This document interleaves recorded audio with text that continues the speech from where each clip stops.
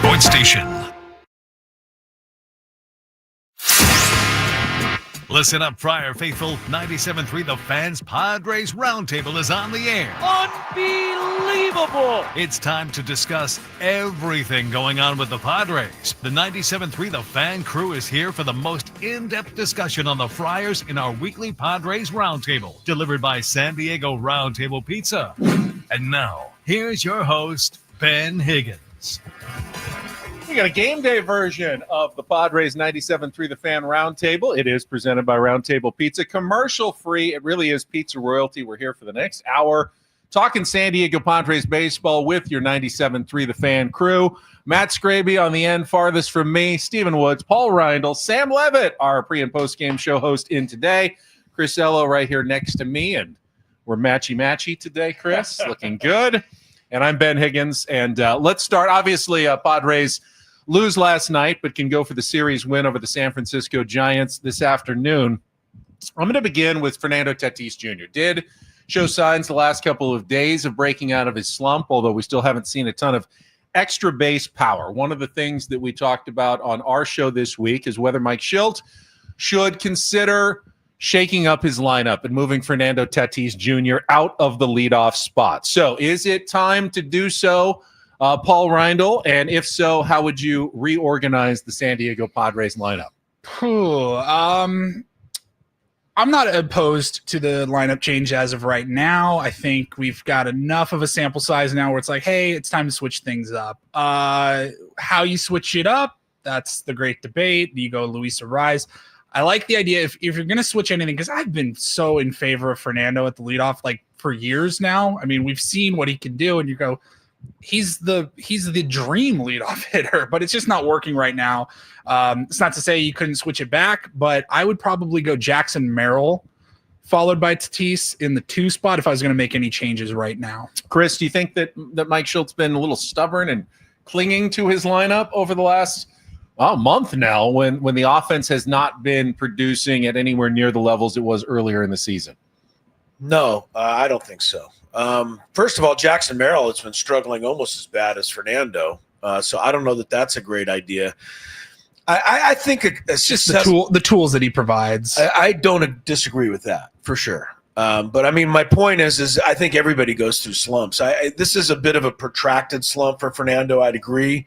But if you've committed to him being the leadoff hitter, I still think this is a winning ball club, and I think you ride it out with a proven player like Fernando. So I don't like to make changes when I have something that I think is good. And I think what the Padres have is good overall. One individual scuffling doesn't change it for me.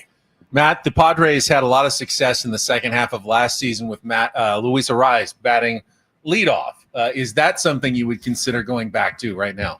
I don't think so. And the reason is because if Fernando's already sad because he's not hitting, or if he's not hitting well, then what is the message going to be sent to him to tell him that he's out of the leadoff spot? And I know that he's a professional and he has to deal with it because the results are the results, but I think you just got to stick with him at the leadoff spot and hope that he gets back on track sooner rather than later. Woodsy, we've talked about this a lot on our show. You called pretty strenuously earlier in the week for a change. Does Fernando's recent signs of starting to hit make you change your mind at all? Yes, compounded with how badly Jackson Merrill kind of looks sometimes at the plate, and really how poorly Luis Arraez looks at the plate now. Everyone's slumping. Everybody other than Manny, I think, is slumping right now. So I guess I would have to walk that back a little bit right now, because originally I thought, I was kind of with Paulie. It was like, hey man, switch it up, see what happens. But I don't worry about Fernando's mentals as far as getting moved down in the lineup. It's not like they'd move him down to 7 or 8 or 9. That'll mess with the guy. But going from 1 to 2, you're like, all right, I'll hit second. I don't care. More pitches for me to see. Like, I don't think he cares really much about that. I don't think it's an indictment on him. I just think, yes, hey, we're just going to try something new, get a little spark going. I think he'd be fine with it. But who the hell do you put at the top? Jarren Duran would be nice, but they don't have him yet. So I think at this point, if you wanted to move Arraez down, that's a conversation I'd be willing to have. We'll get to Jarren Duran in a moment. First, I'll let Sammy, who gives us the lineup every day on the EcoWater SoCal pregame show, give his thoughts on the lineup. I would be in favor of switching it up a little bit. I think we've seen this offense not really click on all cylinders for a while now. I like Luis Ariz in the leadoff spot. I understand what Fernando brings to that spot, but Fernando, albeit yesterday, 3 hits, his first in over a month with 3 hits. So we'll see if that gets him going. It could. And then we're not having this conversation in a week. But I would be in favor of maybe trying something else. Having, let's say, even if you just flip Luis and Fernando, see if that gets Luis going. I mean, Luis is batting 283. I think is coming into today, so that's a lot lower than where he's been in his career. Obviously, bottom third of the lineup isn't getting on a ton in front of Fernando. Who knows? If you have some guys in front of Fernando a little bit more, maybe that gives him better pitches to hit. So I would not mind it, a little shakeup. I know it worked last year, but I'm of the mind that Luis Ariz may be the worst possible candidate as a leadoff hitter. He doesn't walk. We're wearing the same and we're thinking the same. He does not walk. He's going to clog up the base paths because he's not fast. He doesn't steal. And then you're putting your dynamic, speedy guys like Tatis and Merrill right behind him, only to hit the wall when he does get on. The only thing I'll say to counter that even a little, and I know the bats haven't been super. I go to his second at bat of the game where he works the 10-11 pitch AB. Imagine that to start a game. One thing I've been noticing is Padres game starts, we come to the plate, first half inning. Hey, Logan Webb threw it with 6 pitches. Like, what the hell just happened? Second inning, Manny, blah, blah, 9 pitches.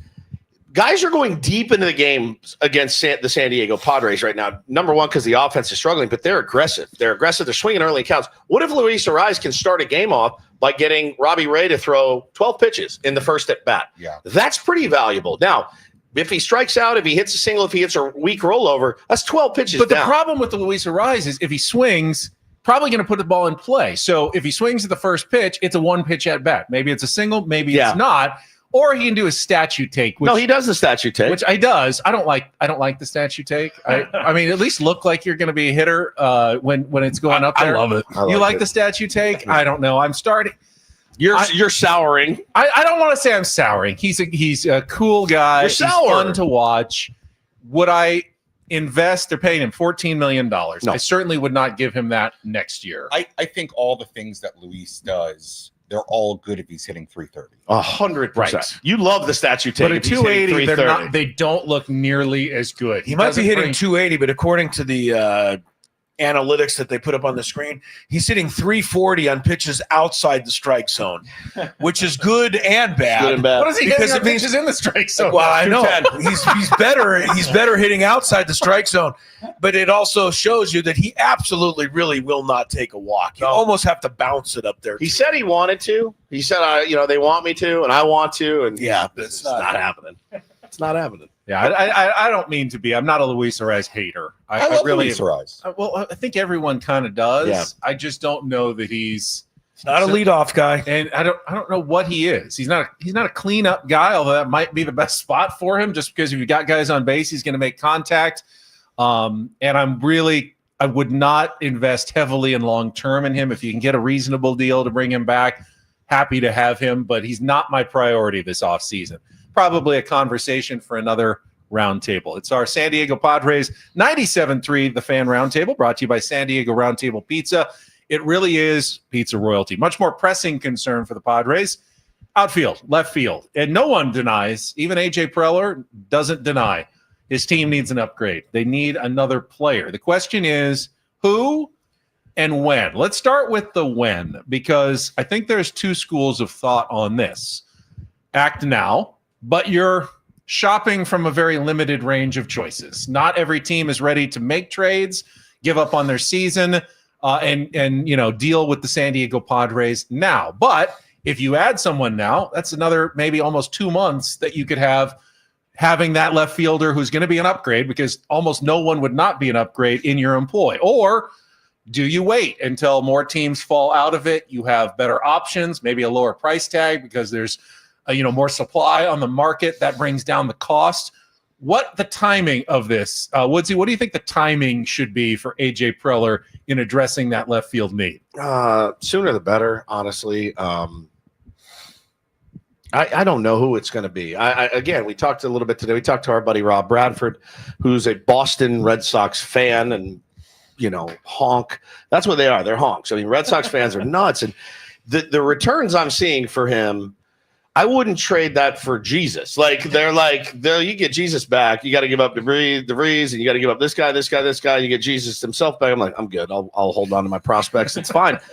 I've never seen returns for, they're asking the Phillies for Andrew Painter. They're asking the Dodgers for Dalton Rushing and Zaire Hope. He's good. He's not that good. He's not that good. And as Eno Saris pointed out today, he may have peaked already. So It's 28. I like the control that you have with a guy like Jarren Duran. I like the control of Jarren Duran. But, man, you're not getting Leo DeVries from me. You're not getting Salas more than likely. You're not getting any of my big guys. You want to make a deal, it's going to be bulk, and it's going to be young and relievers and things like that. The Red Sox are ridiculous because they're wanting to – we want to improve the ball club now and go win now and also make room for Roman Anthony. They're depending on 4 rookies to go out and lead them to the pennant, and I just don't think it's going to happen. So I think maybe you wait out Duran, but they need somebody. They really, really do. I love T-Wade as much as Matt Scraby does, but T-Wade's not your everyday left fielder. Jason Hayward, they're like, oh, he's eligible to come back. Great. We need somebody better out there sooner than later. Sam, are you of the now trade now opinion, or wait until the market shifts? Well, I think, of course, trade now if you can make it happen. I think with Duran in particular, I'm with Woodsy. I think it's a complicated question because I don't know how impactful he really is or not. And again, it depends on what the price point is. Just to take this question, and I'll let everybody else answer about the left field part of it. I do want to say one thing because I see it on social media. This idea of, as long as it's not Leo DeVries, that's okay. I just want to say one thing. This whole let's sour on Ethan Salas thing at the age of 19, he turned 19 like 5 days ago. Yeah. I find kind of ridiculous. Yep. And again, I don't know what Ethan Salas is going to be or not going to be. And I know this is not the question, but it's been bothering me. He just turned 19 and he was playing pro ball at 16. They said his floor is a big league catcher for 15 years. This That's idea of Salas, whatever. Well, nobody was saying that a year, 18 months ago. Who was it that told you, Woods, that Brad Osmus? Yeah, he got floor. I had lunch with a guy the other day, and he goes, "This floor is Brad Osmus, the floor. So the ceiling could be whatever. His floor at a baseline because of his defense, because of his preparation, because of his ability at such a young age to handle a pitching staff. His floor is Brad Osmus. I don't want to trade you for Jarren. And are some of his struggles maybe he got rushed a little bit and was playing at double A's first year in pro ball? I don't know. That's exciting. Random maybe aside. His struggles where he had a broken back. Yeah, random aside when we talk about these trades. Not that they're not going to move him. Maybe they will. They may. But I just it's been bothering me. I'm like, there you go. Get it off your chest. It's all right. All right, but we'll make it a 2-part question. Chris, act now, wait a little bit, and would you be willing to include either DeVries or Salas in a deal for a player like Jarren Duran? No, I would not. The fact he's 28 is a big deal.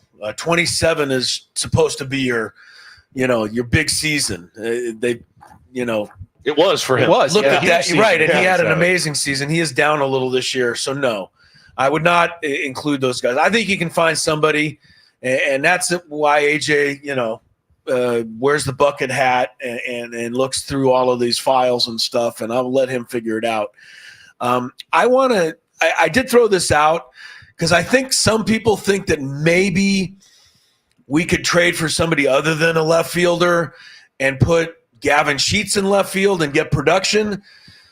I said this the other day. I don't know if it's this dire, but I think it's irresponsible to put him out in left field anymore. I think you're right. And the reason I do is because he had 4 RBIs last night. And if you put him in left field and he runs into a fence again and he's out for 2 months, you're toast. That's irresponsible. So they have to address it. There's no question. I'm going to let AJ figure it out and trust that he'll come up with something. Matt, trade now, wait until the market shifts. This is why Sam and I are mortal enemies, because Sam's talking about me with the whole everybody but DeVries, because now that I've thought about it a little bit, I think you need to wait. I think you need to wait and see how the prices come down. And I don't necessarily think you need a name brand player in left field. I've been saying this name for a couple weeks now, and it will probably never happen. But the Blue Jays left fielder, Nathan Lucas, he's affordable. He has control on his contract. He's decent. You don't need to trade these big name prospects or get someone that is a huge name in left field. You just need someone that works. I have never, because anybody's an upgrade right now. That's the beauty of it, is that like I said on the air, Ben is an upgrade. You're an upgrade right now over what they're running out there. I have never seen somebody get so influenced by one series as I've seen Matt Scraby get influenced by Nathan Lucas after that series. I don't protect him. I don't protect Scraby ever. But he said Nathan Lucas's name before that series. Okay. Before that series, he did. I'm giving him the benefit. I've said this to Scraby off air. No, he has, and I know it's ridiculous to say a name like Nathan Lucas, bro. I'll give you somebody from Bailey Falter right now. I'm in love with that guy after the Pirates here. It happens, man. Paulie, an hour later, would you include Salas or DeVries in a trade? Oh, I'm a little surprised. I'm kind of on an island here because I'm going to give you 5 letters: ASAFP. Like, you have to. I guess maybe I'm just different a little bit. For Paulie? I can't tell you. What's that stand for? I'll tell you after the show. Hey, Alfaro. I'll tell you after the show. I go year to year. I don't care about the future. I don't care about prospects. I really don't. What are you doing for me now? Where are we at this year? I want to win this year. I think our window of championship contention is closing very quickly. It could very well reopen if you hang on to Salas and DeVries, and then you have a Tatis and Merrill combo with them.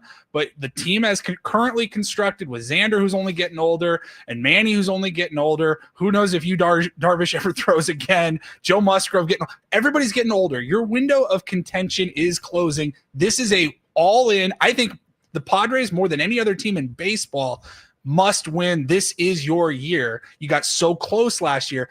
Don't wait. Go out and get a left fielder because you have a gauntlet of a schedule coming up. You don't have a whole lot of time. Who knows what their record is after the end of at the end of June? Go get a pitcher. I don't care about prospects. Nobody's untouchable. They say they are. They're not, because if the Yankees called and said, this Aaron Judge guy, it's not really working out. We're going to eat 75% of his contract if you'll give us DeVries. See you later, Leo. Like, nobody's fully untouchable. So it's got to be the right move. I think 2 years of control for Duran, if that's the one that we're using. So 2 or 3 years, like, fine, get him for 3 years. You have an everyday left fielder who at least has a history, a good track record, and then after 3 years, let him go. He's gone. You don't. I wish my producer on my show came up with interesting takes like that. Well, they're interesting, but I pretty much disagree. Nathan Lucas, Chris. Yes, I know. No offense, because Paul brings up good points, but I pretty much disagree with everything you just said. Not surprised. I wish I had a host that agreed with me. Keep your ears open, and if there's a trade that makes sense, go ahead and pull it off. I'm not opposed to making a move now, but don't overpay. Now you're doing fine. I mean, you're playing good. You're winning series without a left fielder right now. You can wait it out until a better deal presents itself. Can they? Maybe go out and pick up someone, on the cheap. Travis Jankowski just got released again. Oh my God. Not for the rest of the season. You'd still be looking to make a trade. I'm talking about a Band-Aid for a month. And then go ahead and get someone who's good when the market is much richer in terms of options when you get closer to the trade deadline and teams are out of it and they're willing to get anything because they know they're going to lose this guy at the end of the year. Don't overpay now, though. You're playing okay, and don't just make a move because you're not desperate to make a move. They'll take advantage of you when they sense the desperation. I'm excited. I'll go to the wall for you. I like it, man. I like that he's going all in. I still like that thinking sometimes. I'm excited for Tucker Barnhart, Travis Jankowski, and Hunter Renfroe. ASAP, guys. We can get it done with those. If you've been released, 2016, we got a spot for you. It's our 97.3 The Fan Padres Roundtable. It is presented commercial-free by San Diego Roundtable Pizza. It really is pizza royalty. Some concerning news out of the game last night as Xander Bogaerts leaves early with a sore shoulder. Still waiting for more details, but he did say kind of felt like it did last year when he was dealing with the broken shoulder for months. Is the lineup out today? I have not seen a lineup out. He said, yes, it is. Is Xander Bogaerts in the Padres lineup? I'm Xander Bogaerts is not in the lineup. Yeah, it's not surprising. He said he probably needs at least a couple of days to get going again. Shortstop today. So with Xander, and we talked about this a little bit this morning. Actually turned into one of the spicier back and forth that we've had in a while on Ben and Woods. I think we can all agree that it's hard to ever envision him becoming the player that he was with the Boston Red Sox, the one that the Padres paid $280 million to acquire over 11 years. So the question I asked is what did AJ Preller and the Padres get wrong when they signed Xander Bogaerts? What did they miss, Chris, when they made that decision to bring him for that price tag into this organization? Yeah, maybe they didn't see the green monster. It seemed like he had an affinity for blasting the ball off the green monster. Who wouldn't? Yeah. And those are outs now for Xander. So I don't know exactly, bat speed, and you can give me all of those F-war things. I just think that he took it. I think Fenway Park fit his swing and his style perfectly. And I don't think Petco Park's worked for him. And I think that now, it's been such a long time since he's been that Xander Bogaerts that I think he forgot how to be that Xander Bogaerts. We have this Xander Bogaerts now. Right, he's this Xander Bogaerts. That one's so long gone, I don't think he can get it back.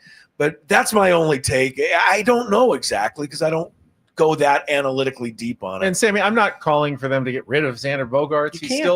He still can be a valuable piece of this team, but I don't ever see him being 25 home run MVP. He was a top 3 MVP guy with the Boston Red Sox. And even if you anticipated decline over his 30s in his career, you were still hoping that the first 4 or 5 years would look pretty darn good. And they haven't even gotten that. What did they miss? Look, let me preface this by saying I'm a Xander fan. He's a great guy. On paper, he should be a guy that can provide winning qualities, a 2-time World Series winner. And much like you guys, I've been waiting for that Boston version to show up, and it just hasn't. So to answer your question, or to try to answer your question about what did they miss, I don't know if they missed anything, but I think you do have to wonder a little bit, is there something physically with him that just isn't right? Is that wrist bothering him more than shoulder now, but in the couple of years past? Because to me, it's been so much not like the Boston Xander that to me, it leaves you searching for explanations as to, okay, what is it? And maybe it's just physically, or maybe he's, just as he gets to 30 and beyond, physically isn't the same guy for whatever reason. So I wish I had an answer. I don't have a great one. Would you passionately kind of argue the Padres didn't miss anything? They got what they knew they were getting. Splash. They got a splash. That's what they wanted. They want a splash. They wanted a splash that offseason. They got it. Our beloved owner, Peter Seidler, was spending money, and I love that. I love him for it. I got excited about the move because I get excited about every move. I got excited about G-Man Choi. I was like, look at this guy. This guy can hit. I get excited when we add new pieces. Adam Frazier, come on in. Dude, guy's leading the league in hitting. This guy's going to rake here. Problem is, I don't even know that they, as an organization, have figured out who the best pieces are to hit at Petco Park, because Xander Bogaerts certainly isn't the makeup of that guy. When Luis Arraez hits, what's he hitting at Petco? Like 210, 212? Luis Arraez can't hit at the home ballpark in which he plays. We've missed all of that. Who is the best person, the best profile that hits at our ballpark here? Fill your team with those guys, and I think you'll be fine. But as far as Xander goes, I will say this. I said it today. I think people misinterpreted what I said. He's actually a pretty good shortstop this year. He's playing pretty good shortstop. His range is far, far superior to the guy that's starting at shortstop for him today. So then they said, was he? Well, at least Jose Iglesias rakes. Number one, he doesn't. Xander's actually a better hitter than Jose Iglesias today. I like Jose Iglesias. Great bench piece. Saved our ass the other night. Won that game for us single-handedly. I love him. But sometimes it's like, man, be careful what you wish for, because Xander was actually playing okay and playing good shortstop for you. Him being out of the lineup, okay, we'll see, man. Guys can step up now, but losing Xander Bogaerts, I don't think helps us today. Yeah, I really don't. Paul, if his name wasn't Xander Bogaerts, he wasn't making that kind of money, I don't think the Padres fans would give him that much of a thought. They go, hey, we got a solid veteran shortstop. I disagree. There, no, I disagree with that because Jake Cronenworth gets a lot of crap He does. because he signed a big contract, which, in the grand scheme of things, pretty average contract for a guy that's an everyday infielder. What is it, $11 million a year? And people are still like, you should never have given Cronenworth that contract. And I don't even disagree with that because I was confused as to why they gave Jake Cronenworth that extension when they did. Kind of felt like he just got rewarded for an NLDS double, which was awesome. Great moment. Not worth $70 million. But I'm just saying, if Xander was making $70 million, he'd absolutely still be getting flack. So I would disagree with that. If he's making Tyler Wade money, he wouldn't. Yeah, That's about right. it. Tyler Wade. He's an MVP, though. He's an MVP. Yeah, fans will never let me forget that. I love that. I thought it was great. And, You can make a case. With Xander, it's just like, look, don't be mistaken. He wasn't the first choice in that 2022 offseason. He was the third choice. He settled. And Peter Seidler and AJ Preller and their crew, they decided we're going for a splash, as you called it. They tried to get Aaron Judge. Didn't happen. They tried to get Trey Turner. It didn't happen. And AJ said, I'm not leaving empty-handed. Or Peter said, we're not leaving empty-handed. Championship pedigree. We're going to get him. He's going to bring that championship pedigree to the clubhouse. Then they overbid by like $100 million to get Xander Bogaerts. They were not leaving without a big, flashy signing. And it didn't make sense at the time. I was excited like Woods. I was like, holy crap, this is awesome. I said it this morning. I was excited when they signed Eric Hosmer because I get excited when Jeff Passan posts breaking news. Padres agreed to long-term contract with blank. It gets me excited. We love new players. We love it, but we didn't need it. We're like, another shortstop. Yeah. Okay, this should be interesting. That's what they missed, man. That's what they missed. They missed. And we all knew that at the time, Matt. We all did shows about another shortstop. We're gonna have to move Tatis. Ironically, that may have been the best thing for Fernando Tatis, is get him out of the infield and get him to be a platinum glove outfielder. But I don't think that was their thinking necessarily when they made Xander's best contribution to the Padres, forcing Fernando to right field. I mean, I've defended Xander, and I will defend Xander, but it's been hard to watch this year at the plate. I mean, he has the most infield singles in baseball right now, and that is not a title I think that he wants to have. It's a surprise when he gets the ball in the air. It's a surprise when he gets the ball out of the infield. Into a gap. It's crazy. I don't know maybe he is injured, because we talked to Rob Bradford before the season, and he said he was like thinking the wrist could be an issue for the rest of his career because it's always bothered him. But the Padres, I don't know what they missed, but I told Kurt Kenny yesterday, we're going to have a special one day. And we're going to find out why they signed Xander Bogaerts and why they paid all that money, because it's a mystery. I don't understand it at all. Well, I think it's pretty easy to figure out why they did it, even if they overpaid. AJ likes big talent. Xander was a big talent in Boston. I also think you have to put into context where they were coming off the NLCS appearance, coming off beating the Dodgers. Remember how exciting that stretch was from the winter meetings into FanFest, having Juan Soto, World Series expectations. I think you have to put it in the context of where the Padres were at that very moment. Wasn't AJ Preller a shiny object guy just a couple of years ago? So to me, like, this is a move there's no way he would have made now. Agreed. Because it seems like he's matured a little bit. Agreed. And now he's getting Nick Pavettas and Gavin Sheets. Brilliant. The best two free agents in baseball, or the best values in baseball. And speaking of Nick Pivetta and Gavin Sheets, next topic, All-Star voting is now open at MLB.com. A little early for the discussion, but if they're going to ask fans, I can certainly ask you guys your opinion about the Padres players and their all-star chances. And Sammy, you tweeted about Gavin Sheets and his all-star candidacy. He's having a great first half. Now, he's on the ballot at DH, which is not a great spot to be in the National League right now. When I tweeted that, I didn't even look at where he because of a guy named Shohei Ohtani and a guy named Kyle Schwarber and a guy named Seiya Suzuki and Christian Yelich. And I mean, it's going to be tough to actually make it as a DH in the NL, but there should be some Padres on this all-star team for sure. And the fact that it's based on at least somewhat fan voting. Obviously, the Padres have a lot of big name stars. So look, with Gavin Sheets, is he going to be an all-star? Probably not, but has he been an all-star on this team? Absolutely. I mean, he's got 38 RBIs after yesterday. The ironic thing, and Woodsy, I think you said this a little bit earlier, you tweeted it out, something like that. Every time he has a huge game, the Padres don't win, which is the ironic part of it. But what more could you have wanted from Gavin Sheets? Again, context matters. He walked into spring training on a minor league deal, kind of a cast off from the White Sox, hits a bunch of home runs. If he doesn't go on that home run barrage, who knows if he makes the team? No doubt. Pretty good story, regardless. Woods, you've been the biggest Manny Machado supporter since even before he arrived in San Diego.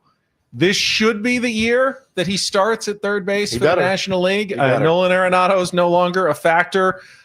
It really comes down to him or Eugenio Suarez when you look at the numbers. Suarez has 16 homers, 44 runs batted in, but only a 227 average. Manny, much more complete player and having a really good season. I would love to see San Diego and the Padres get all in on a let's vote Manny in as the starting all-star third baseman for the National League push this year. Yeah, you can rest assured I will be voting for him every day as many times as I can. He absolutely deserves it this year. Just, again, play he made last night. I mean, just insane. He's an insane player. And again, it's one of those deals where it's like he's got his detractors, certainly. He's got his super fans. He's got his blind fans like me. I'm blind to it, whatever. But when he goes, whoever the next guy is, that's when it'll hurt you. You'll see it, and you'll go, oh, my God, what did I have? What did I have for so many years in San Diego? That's when it's really going to sting. But as far as all-stars go, Benny, Robert Suarez is an all-star to me. Manny Machado is an all-star. I think Fernando has a good chance of getting in because he's Fernando. But, yeah, there's some tough competition out there in right field as well. I know the fall-off has been pretty gnarly, but he's got time. He can turn it around. I think, Chris, the outfield is kind of interesting, too. For my money, Pete Crow Armstrong and Corbin Carroll are both vastly deserving. Now, 3 weeks ago, Fernando Tatis Jr. would have been the easy third choice. Now I think he's kind of in a competition with the rest of them. Perhaps the name will help him out. He's certainly not an all-star, but this one's going to be a little tougher to decide, I think, for the rest of the country. Yeah, and Jackson Merrill was a starter last year too, right? So we had two. And Jackson has tailed off considerably here. It's almost like he's been overlooked in his tail off because Fernando's, for some reason, has garnered more attention. I agree with Woodsy, though. I think Suarez and Manny's got to be it. And span of the back, Manny can win every award in the National League as long as they don't give him the Gold Glove. I've decided to change my tact on this. Instead of begging for him to get the deserved Gold Glove, beg that he doesn't. I'm going to say, he's got too many errors this year. Let's take him out of consideration, even though he makes every incredible play. Yeah. But yeah, it is going to be interesting in the National. Plus, the fans don't always get it right. No, so I'm not going to worry too much about this. But yes, PCA, Corbin Carroll, what a comeback for him. Mm-hmm. So last year he was in the sophomore slump of all time. Scraby, I am going to be mad if the NL voters, in their wisdom, do send Nolan Arenado back to the All-Star game this year, though. Yeah. Really. He's on my fantasy team. Or Max Muncy. Or Max Muncy. That would be even worse. Thank you for that suggestion. Is it Max Muncy pre-glasses or He's heating up, post-glasses? man. That's not a good thing for us. Yeah, there's only really one or two choices in my mind: Robert Suarez and Manny Machado.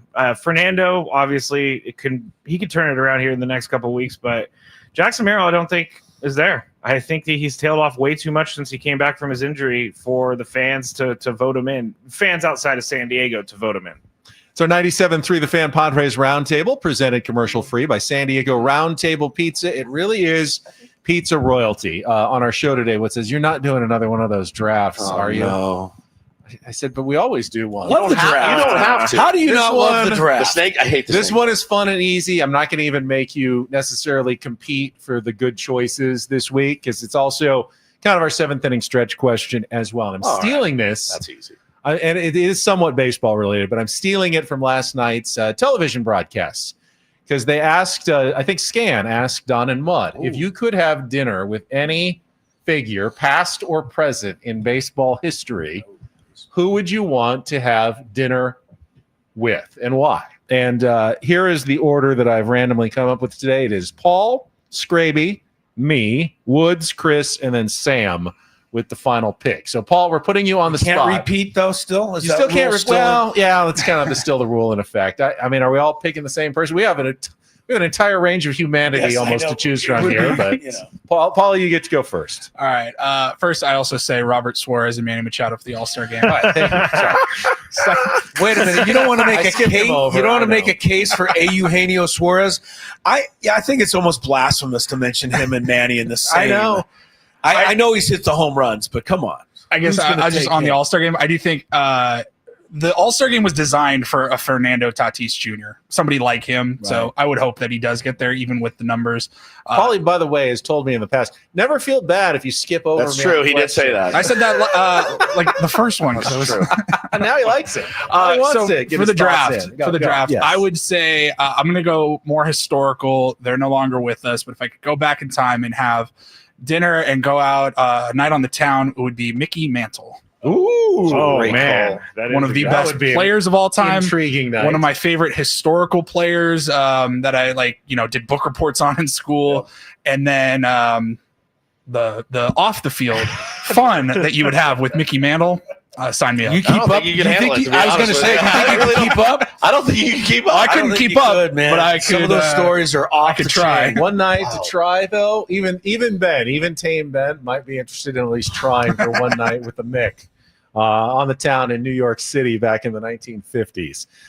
Can you even imagine? I can't wrap my head around. I can't. Scraby, how is your dinner with Tyler Wade going to go? No, it's going to be amazing. Tyler Wade What's and I wrong are with going to the have Blue some Jays great- left fielder? Yeah. I could go with like an obvious one, Babe Ruth, but he might be too drunk to have a conversation. But you'd get hot dogs. Yes, Joe DiMaggio. I'm going to go with because he was one of those guys who was more famous than anyone in the world at a certain You point. just want to rub elbows with Maryland. Maryland, right? That wouldn't hurt either. Okay. I would be like, yeah, invite her to dinner too. We could all have a conversation. I'll be the third wheel here, but yeah, Joe DiMaggio. All right. I think I want to have a fun dinner. I want to laugh. I want to have a good time. We lost him actually fairly recently. I'd love to have dinner with Bob Uecker and just hear stole mine. stories. Good one. Good one. Just hear mine. stories all night of his days in baseball and probably laugh my head off. I think that would be a really good time. Damn it. Although when I met him in person, he was a little intimidating, actually. Yeah. He came. Who to was town- more intimidating, him or Bobby Knight? Oh, Bobby Knight was the most. That's still my intimidating all-time interview favorite I've story. ever- What about Goose Gossage? Goose was fun. I didn't mind Goose. He may have called me a nerd and made me feel a little unsafe, but I'll take Goose over Bobby Knight any day of the week. I'd rather have dinner with Goose than interview Bobby Knight again if I had to. I think you'd let's- rather go to the dentist with Goose I think so, than yeah. interview Bobby Woodsy, Knight. sorry that I stole your pick right in front of you. I didn't know that I was going to do that. Of all the people in baseball, we were going to pick the same person. Yeah, Bob Uecker's pretty Yeah, I was good. going to take Euchre. I think we would all sign up for that. I've heard a couple stories on the Artie Lang podcast, some stories that you told. I mean, it's ungodly listening. If you can go look it up today, it will make your day. Just how funny and really wild that dude was back in the day. I don't know, man. Bambino's still on the table. Still on the Great board. Babe Ruth. You know what? I'm gonna switch it up a little bit. I always enjoyed hearing the stories about him on Ken Burns' baseball. I'm gonna switch it up. I'm gonna go with Satchel Paige. Could tell you some stories, probably some you don't want to hear, to be honest with you. But made his major league debut at what? 53 years old. Yeah. Maybe older. My son asked me the other day, who's the oldest person, Dad, to ever play in the big leagues? I said it's Satchel Paige. And I think they didn't even really know his age. So he could have been any could have been 60. age, really. Yeah. But all the stories I've read about him, all the stories that I've heard, just seems like what a fascinating life in the game. Chris, you get to have dinner with anybody in baseball history. Well, I think you got to mention, I got to go too, because I got to steal a little part of what Wood said. I think Jackie Robinson, for the historical perspective, and I don't know that any of us can believe what he really must have gone through. No doubt. And it'd be interesting, from my perspective, to see what that was really like. I'd probably be horrified. But I'm going to choose Yogi Berra Oh, good one. for the same reasons that you take Bob Uecker. I just Yogi. Plus, I want to feel really smart for a while, and I think Yogi would say some silly things that would make me feel better. I wonder if the reality matched the mysticism of the Yogi Berras. Yeah, I Was he don't know. really constantly saying things Right? like Did he that? just or- did he just come up with them one after another? I mean, if a person came up with one or two of those in their lifetime, you go, "That's amazing." He's like he had 100 of them. 100 yeah. of them. Joe Garagiola another fun guy. Tell you a story. Sorry, Sam, I took 3. Yeah. Well, Sam, you got the rest of baseball to choose from. Yeah, I'll stay on the broadcaster side as well. And Euchre was a great answer. Joe Garagiola, I think, did a lot of broadcasting too. I'll go with Vin Scully. I mean, just Pretty an good. Absolute legend. Great I stories. think all of us, Pretty good night out. everybody around baseball has tremendous respect for him. I mean, I would love to talk to him just about the Brooklyn days and what an amazing career and all the things he saw. I never had a chance to meet him, so I would go with Vin Scully. What an amazing storyteller that would be. You know, I was thinking I might save this for a future roundtable, but since you brought it up, we have a few minutes here to play with. I was curious, why did all of you want to get into sports broadcasting to begin with? If you even did. I'm not sure Woods ever really pictured that as his course. No. He ended up there. But like Chris, why did you want to get into this field? I could almost use the same answer that Sam just gave. Vin Scully. I don't know. Just listening to ball games. That's was enough for me.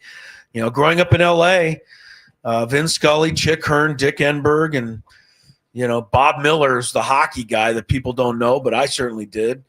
Those were my heroes, I guess, for whatever reason. And so I wanted to be like all of them. Yeah, for me, I listened to Jerry Coleman, and I would I can picture myself on a Sunday afternoon outside, radio there, like throwing a tennis ball against the wall as I'm listening to the game, and I'm kind of imagining it all in my head going on while I'm doing it, and them painting the picture and just the excitement of this thing, like the microphone and the audience and how thrilling and it must be, the adrenaline you get when you're talking to the entire city is listening to your voice and it's a big moment is going on. I think I just always found that appealing. Now, Paul, you didn't grow up down here. You grew up in the Pacific Northwest. Why did you want to get into sports broadcasting? Well, you said Jerry Coleman. I have another Jerry, but it's not the one you're thinking of. It's Jerry Maguire, actually. I was about 7 years old when Jerry Maguire came out, and I wanted to be a sports agent. I still wanted to be a baseball player or a basketball player, and then everybody else in my grade hit puberty and just lapped me athletically, and I realized, if I could play like community college, maybe like that could still be on the table, but I'm not going anywhere in professional sports. So I'll go back to the Jerry Maguire and be a sports agent. Then I realized you got to go to a lot of law school and do all that. I go, that's probably not for me either. But I did want to do something in sports, but it did start. I wanted to be a sports agent. Does Paul know that I was just about to bring this up. a cameo in that movie? Did you? Yes, Yeah, I don't in think the I did know first that. 5 minutes of the movie. Chris Ello, My the voice. voice of Chris Ello is when they're driving in the car. Pretty and you're listening clear. to Sports talk radio. Really? It's It's Chris. unmistakable. On his way to the airport? No, Exactly. he was sitting on a bus, and actually, he's sitting on a bus. My voice is his conscience at the time, and it was a line that I said to Lee Steinberg, who I was interviewing.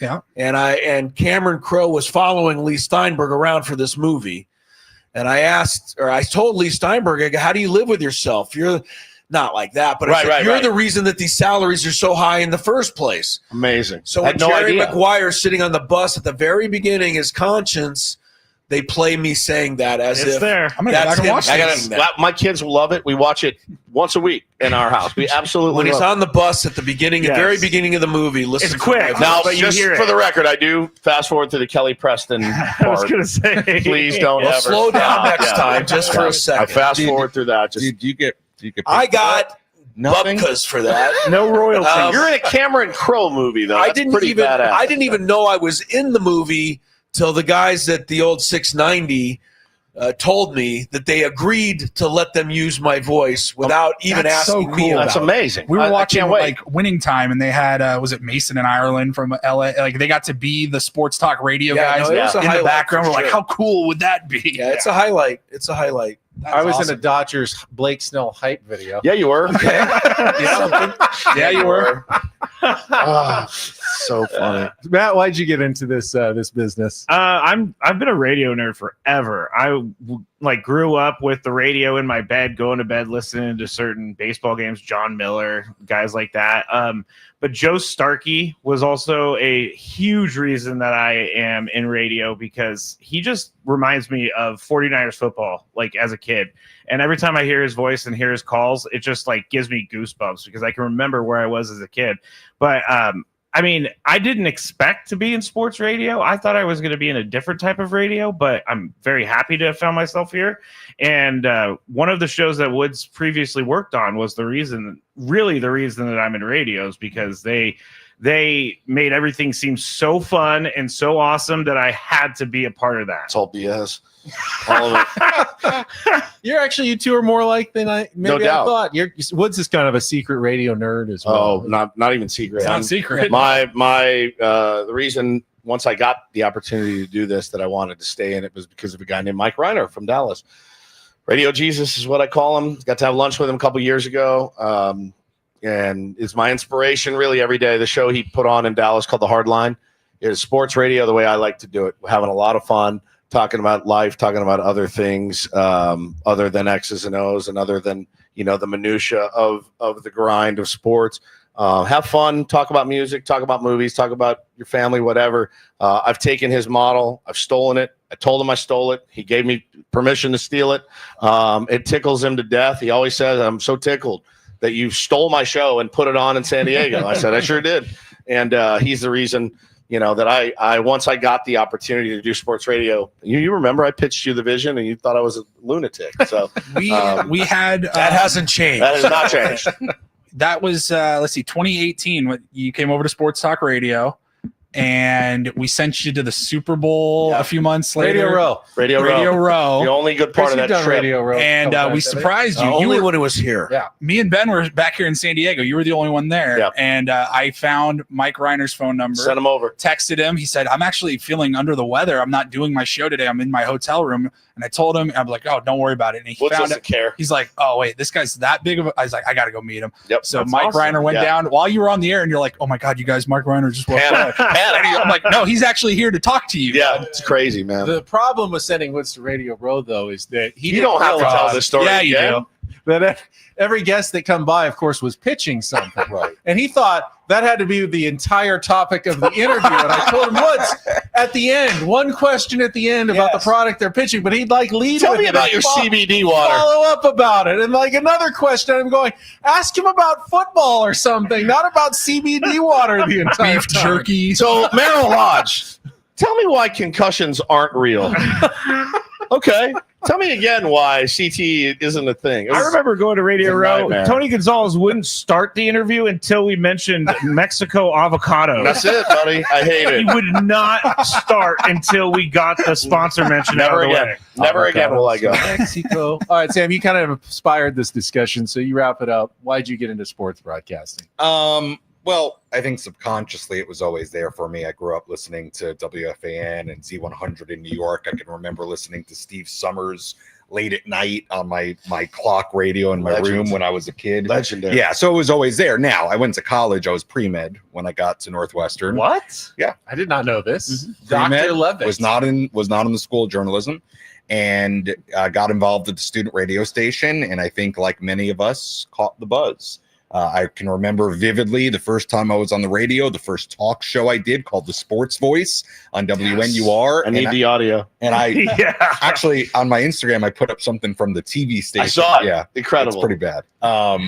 But had that buzzed feeling coming out of the studio, and I was awful, obviously. But yeah, I got that feeling, and that feeling never left. We just saw your lovely mother a few days ago. Yes. How did you break the news to her that you were leaving pre-med to go into sports? Samuel. You know what? They were, I think, a little concerned. There goes my golden years. They were concerned but supportive. Concerned but supportive That's how you do it as a parent. Is how I put my parents' reaction that I wanted to go into the school in journalism after my freshman year. What was your specialty you were thinking of? Or just Well, I don't know. I didn't really get that far. Now, it was an EMT in high school, riding ambulances. Yeah. Wow. Worked at City Field for a couple of summers on the medical you staff. were a Yeah. mystery. Yeah, I Learned got so some much. stories. All right, last few minutes of our roundtable brought to you by San Diego Roundtable Pizza. It really is pizza royalty. Before our next roundtable, seems kind of crazy. The Padres will have played their first 3 games against the Los Angeles Dodgers. So after we have seen the Padres stay with the Dodgers, game out of first place at this recording, do you now realize or believe it is a realistic goal to win the NL West, Chris, as opposed to what we all kind of thought at the beginning is, hey, we'll just take a while, just get into the playoffs? Is the NL West now a realistic goal for the Padres? I think so. But I thought so all season. I also think that the Dodgers are really hurting as well, and I think that that's opened up the window of opportunity. The Padres being 10 games over 500 is good, but I expected the Dodgers by now to at least be 20 games over 500. The fact that the Padres are just a game back, I don't see why they can't stay close all season long. Woods, is the door open for the Padres to take a division title? Yeah, I mean, I wish I had 14 guys coming off the IL that could all, hit 97 miles an hour. I mean, I think once they get their pitching back in order, I think, things will even out for them. We can't win the division if our offense keeps playing like this. There's no chance. Zero. None. Matty, can the Padres win the NL West now? Yes and no. I think you're right, Woods, is that when they get their guys back, it's just going to start falling into place. Put them in the playoffs, totally different thing. Sure. But it's kind of exciting to see the Padres this close to the top of the division this late in the year. Well, why is it that when we talk about the Padres, it's always if Yu Darvish comes back and if Michael King is okay? But with the Dodgers, of course, it's when their guys come back, and inevitably they're going to be just as good as they were before. It's not just like it's not guaranteed for the Padres. Because they have so many. Because it's a numbers game. They will fill out a rotation. The Padres, though, and I think this is true, the Padres have gotten much better work out of the guys that they have asked to come up. No Kolek, Bogaerts, Randy Vasquez, than the Dodgers have gotten out of the guys that they're asking to come up, the Landon Knacks and other pitchers that they are hoping to get them through to the finish line. And that is an advantage that the Padres have had over the LA Dodgers this year. Yeah, so far though. I mean, and again, I know for a fact they're load managing. They're load managing. Glasnow's fine. Glasnow could pitch today. Blake Snell could pitch tonight. No question about it. They're saving these guys for when they feel it matters most, and that is late August, September, October. They know, looking at their lineup, we're good. They know, looking at their bullpen, the guys they've got coming back in their pen are really nasty. They're signing everyone. They just signed Urania. They signed another pitcher, Alexis Diaz. traded for Alexis Diaz. Like, they're throwing stuff at the wall right now. They're gonna be good. Their pitching is gonna come back and it's gonna be nasty. But yeah, like those guys could throw tonight. Make no mistake about it. Paulie, can the Padres realistically win the NL West? They have a non-zero chance, but I still think I agree with what everyone pretty much saying. Like, the Dodgers are gonna figure it out. I'm staying with the just get in to the dance, because like Scraby said, you get in the playoffs, man. We know firsthand anything can happen. I just think there's just still too much talent in that organization for anybody to even hang with them much longer. And then especially over the course of the rest of the season, I think they're going to probably still run away with it. Sammy? Yeah, of course. I mean, they're a game out. I think obviously the Dodgers, this is probably their floor with what they're doing right now because of all the injuries. I'm with you, Woodsy. I think if the Padres are going to win it, they got to start playing better overall. This discussion, we had it on your show about the Padres winning games despite you feel like not really playing that well, and maybe they would disagree with that, but it certainly feels from a fan standpoint like they're not playing that well. They're going to have to start playing collectively, and especially offensively, a lot better in order for that to happen, and maybe it will. If they're going to have a chance at the end of the season, and I do think they have a chance, I think it's critical that they make it a 2-horse race. That means taking care of business against the Giants, starting with, winning this series and, taking care of business when they start playing the Diamondbacks. Don't let the Diamondbacks start climbing back into the race. If they can make it a 2-horse race against the Dodgers, then it comes down to a head-to-head series. Padres did well against the Dodgers last year. If they catch them still down early in the season, they might have a legitimate shot to win the NL West. But if it's a 4-horse race at the end of the year and you're trying to fight off wild card contenders at the same time. That might be too much to ask. The Dodgers probably that would be in their advantage if everybody's just jockeying below them. But if they can make it a 2-horse race, I don't think that the Padres have that bad of a shot to win the NL West at the end of the year. And you have 7 games against them in the next week. Hey. Yeah, thank you, Major League Baseball, for allowing us to finally play the Dodgers. You want to win? You want to win the division? Nice opportunity to go take a lead in the division the next week. No doubt. All right. Well, thank you all for joining us. If you missed any of this, of course, you can go back and find it on all of our channels at 97.3 The Fan. We got Padres baseball for you live coming up with Sammy Levitt. More work today with a 12:45 first pitch, 11:45 Eco Water SoCal pregame show coming up. For our cast of characters, Matt Scraby, Stephen Woods, Paul Reindl, Sam Levitt, Chris Ello, star of Jerry Maguire. I'm Ben Higgins. Thanks for joining us on the San Diego Padres Roundtable, brought to you by San Diego Roundtable Pizza. It really is pizza royalty. We'll talk to you next week.